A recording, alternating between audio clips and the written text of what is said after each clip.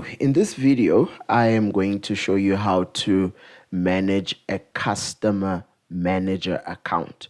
So on the website, it's referred to as a customer manager, but in the workspace, it can be referred to as anything else.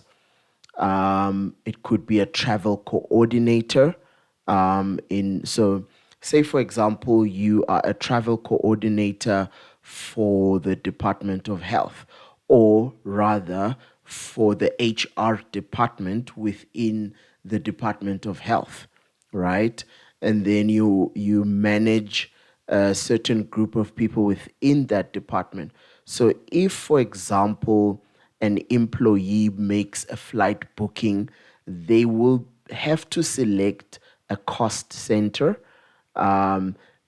Please do watch the video on how to make a flight booking. You will notice that the customer or the employee will need to select a cost center. When they select a cost center, their booking is allocated to a travel coordinator who is within that cost center or responsible for that cost center. So a customer manager account or a travel coordinator's account can only be created by the website's administrators, right? So it has to be created by the administrators, and then the logins will then be sent. This is to maintain the website security, considering the nature of data that is kept on the site. All right. So you're going to log in with your customer manager credentials. I've created a sample account for myself for the purpose of this video. So as soon as you log in, you're going to land on your dashboard, right? The dashboard, you have a display of pending invoices. So just to clarify, this data over here is not for the employees that are within your department that you are responsible for. These are for your own bookings.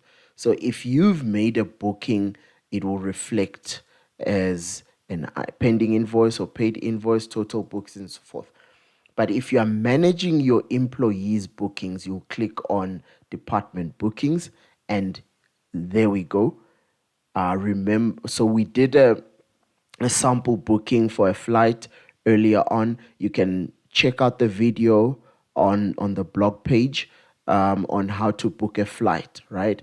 So we did that sample booking, and here is the booking. And so as a travel coordinator or a customer manager, you then need to approve. So first thing will be done, of course, is confirmation of bookings with the airline.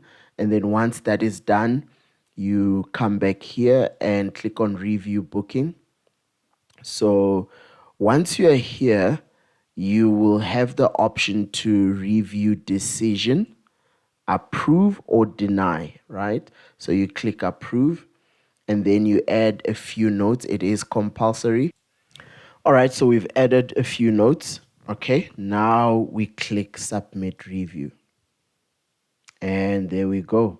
So no pending bookings anymore. So once you've approved a booking, it will go through and it will be removed from department bookings. You also have the privilege to manage your account, add country and